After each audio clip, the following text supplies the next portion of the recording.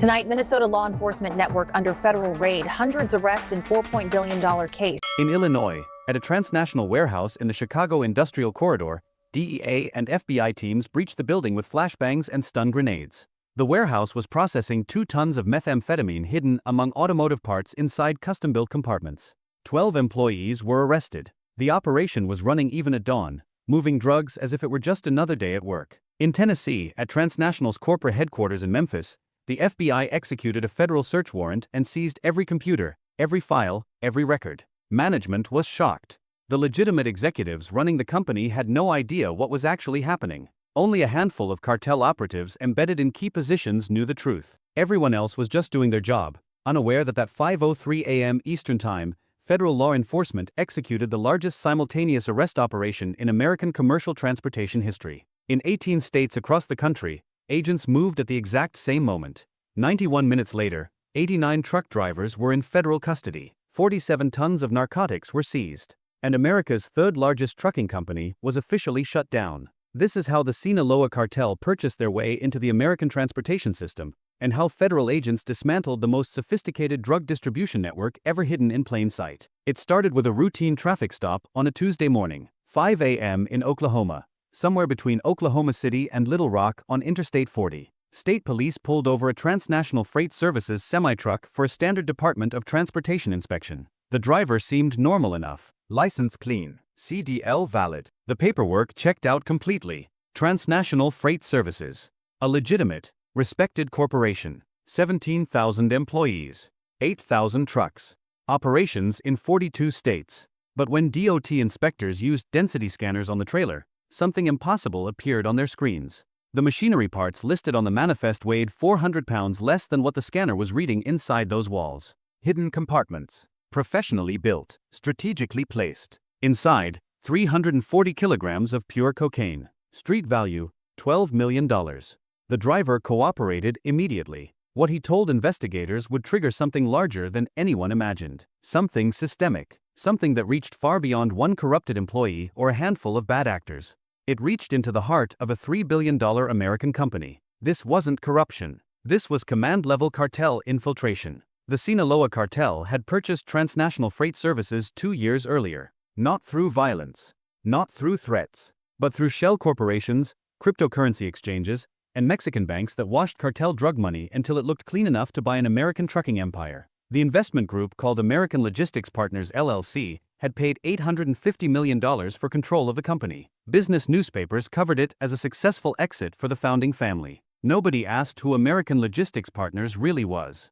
But the FBI knew. By the time that first cocaine shipment was discovered in Arkansas, federal agents had already been watching. FBI Cyber Forensics Laboratory, Washington, D.C. 4:47 a.m. The building was still dark outside, but inside, analysts were staring at decrypted servers seized from a separate Sinaloa investigation. They were building a network map, connections between shell companies, money flows across continents. And there, buried in encrypted communications, they found references to TransNational Freight Services. The operation had a code name, Project Meridian. The scope was staggering. 89 of TransNational's 400 drivers were knowingly transporting drugs. 23 warehouses across 14 states had been converted into processing and distribution hubs. Legitimate cargo and drug shipments were mixed together in the same trailers, making detection nearly impossible during standard inspections. Over 5 years, this network had moved $2.4 billion worth of narcotics across American highways. Cocaine from Mexico. Methamphetamine cooked in cartel labs. Fentanyl pills manufactured in Chinese factories and smuggled through the same cartel supply chains. The infrastructure was genius. Trucks would cross the Mexican border during routine commercial inspections, hidden compartments carrying drugs alongside actual machinery parts or automotive components. They arrived at TransNational's El Paso warehouse, now controlled entirely by cartel operatives. There, warehouse workers on the cartel payroll would load the drugs into specially modified trailers. These trailers were assigned to the corrupt drivers, who would transport them to distribution hubs in Atlanta, Chicago, Philadelphia, Phoenix, Houston, Dallas, and a dozen other cities. At each warehouse, cartel operatives working as legitimate warehouse staff would remove the drugs and distribute them to local dealers.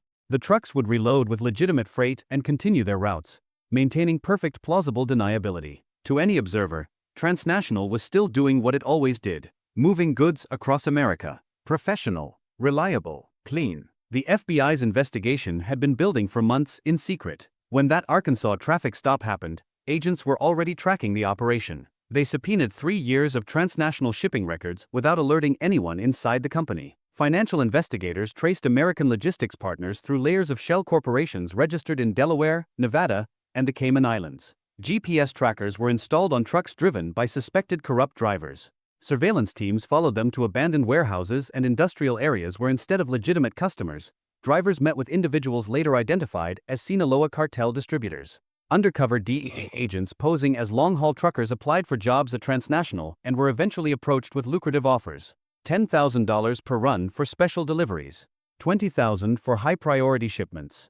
The cartel wasn't hiding anymore. They didn't need to. They owned the company. Wiretaps on known Sinaloa operatives revealed constant references to freight schedules and truck movements. Cartel communications discussed upcoming shipments that matched TransNational's actual delivery routes with precision. The evidence was overwhelming. Digital signatures, financial records, GPS data, witness testimony. The FBI had built an ironclad case against 89 drivers, 12 company insiders, and the corporate shell structure that controlled it all. But there was a massive problem. How do you arrest 89 suspects simultaneously across 18 states without warning the others? How do you raid 23 warehouses at exactly the same moment? And how do you shut down a $3 billion company without destroying the livelihoods of 7,200 innocent employees? The answer was Operation Rolling Thunder. For 2 weeks, FBI tactical teams, DEA task forces, and state police coordinated in absolute secrecy. Every corrupt driver was tracked. GPS data pinpointed their exact locations. Some were at home in their driveways. Others were mid-route at truck stops in various states.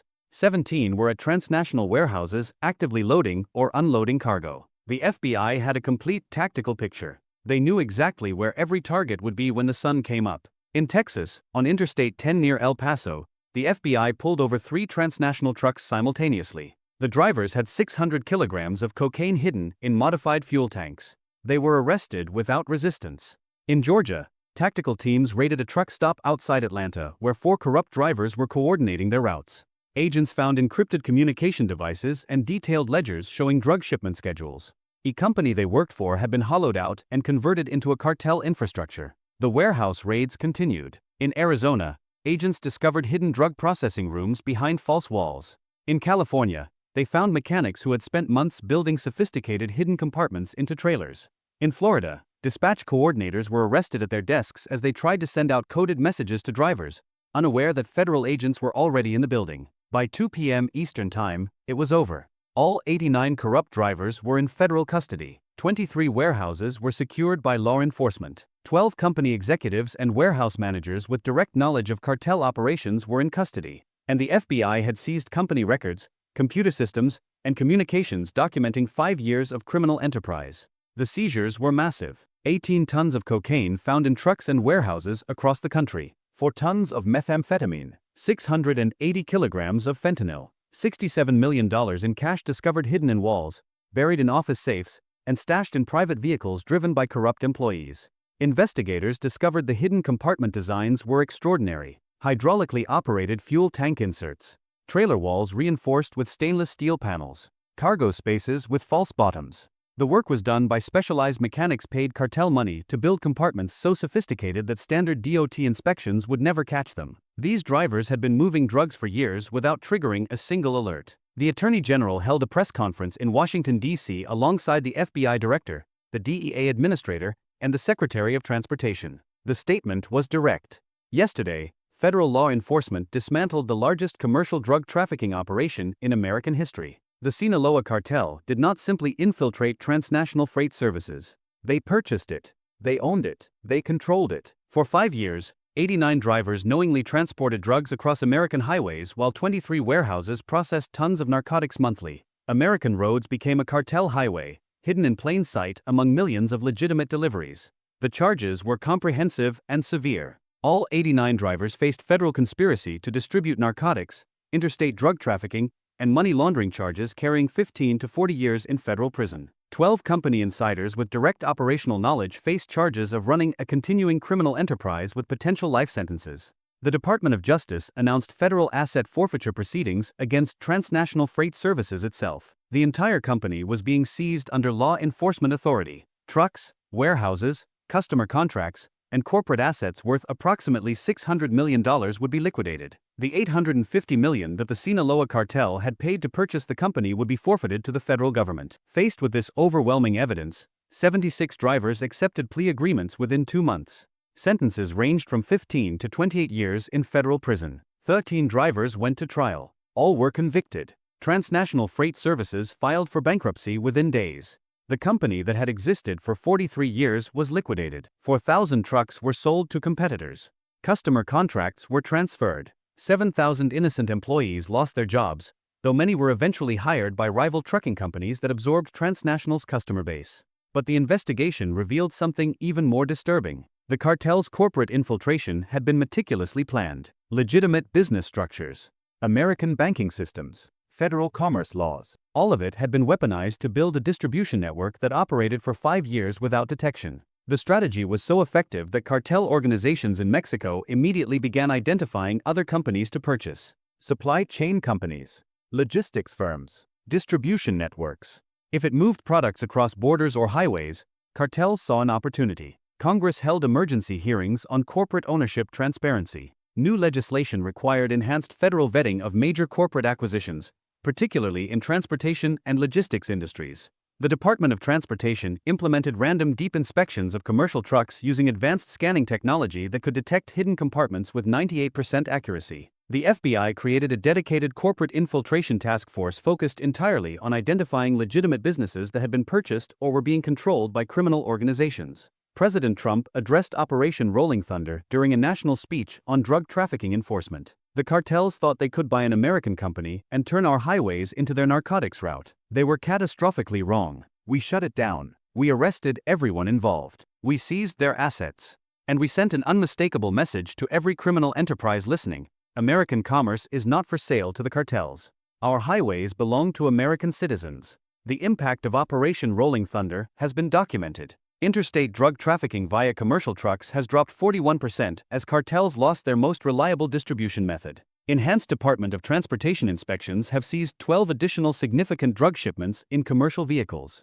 The fear that legitimate American businesses could become cartel fronts has prompted increased federal scrutiny of all major corporate acquisitions in critical industries. But here is the deeper question that haunts law enforcement agencies. How many other companies are currently controlled by cartels? How many legitimate businesses have been hollowed out and converted into criminal infrastructure? How many trucks on American highways right now are carrying drugs that nobody knows about? Those questions cannot be answered because those operations have not yet been discovered. The investigation also exposed something uncomfortable about the cartel's ability to operate within American systems. They did not succeed through force. They succeeded through capitalism. They had money, legitimate money laundered through banks, shell corporations and investments that looked exactly like what they were. An American company for sale. A price tag. A transaction. By the time law enforcement understood what was happening, the cartel already owned the infrastructure. The TransNational Freight Services headquarters in Memphis, once the operational center of a $3 billion logistics company,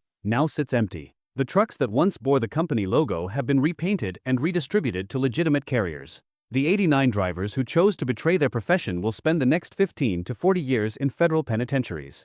Their lives destroyed by decisions that seemed profitable but proved catastrophic. And the 6 operational cartel members who were identified as running Project Meridian from inside TransNational, 3 were arrested in the operation. 3 others fled to Mexico before federal agents could apprehend them. The DEA maintains open investigations into their whereabouts.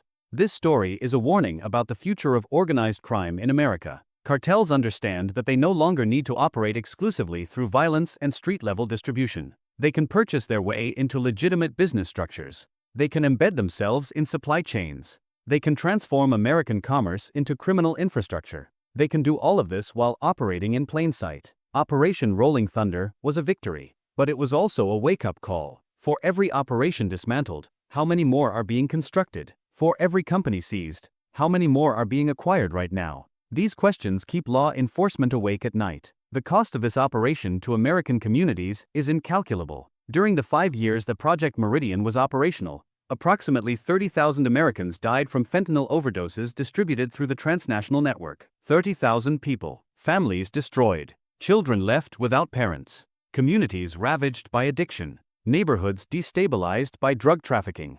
And it all happened because a cartel had the resources to purchase an American company and the sophistication to hide the operation within legitimate commercial infrastructure. Power does not always announce itself through violence. Sometimes power only requires silence and ambition. It requires a system willing to look the other way. It requires employees willing to ask no questions.